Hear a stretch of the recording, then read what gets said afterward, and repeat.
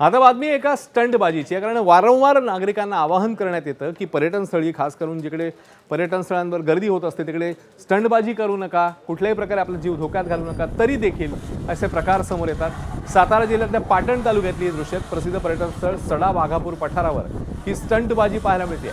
महेंद्र थार गाड्यामधनं धोकादायक स्टंट करतानाचे व्हिडिओ समोर आले. दोन्ही बाजूंना खोल दऱ्या असलेल्या या पठारावर चालकांकडून बेफिकीरपणे स्टंट करण्यात येत आहेत. त्यामुळे पर्यटकांच्या सुरक्षेचा प्रश्न ऐरणीवर आला आहे. याच ठिकाणी गेल्या वर्षी स्टंट करताना कराड तालुक्यातल्या युवकाची एक कार थेट दरीत कोसळल्याची घटना घडली होती. त्यानंतर अशा प्रकारांना आळा बसलेला नाहीये असंच या व्हिडिओवरनं स्पष्ट होतं. त्यामुळे संबंधित वाहन चालकांवर कठोर कारवाई व्हावी, तसंच पर्यटनस्थळी स्टंटबाजी रोखण्याकरता प्रशासनाने तातडीने उपाययोजना कराव्यात अशी मागणी जोर धरली.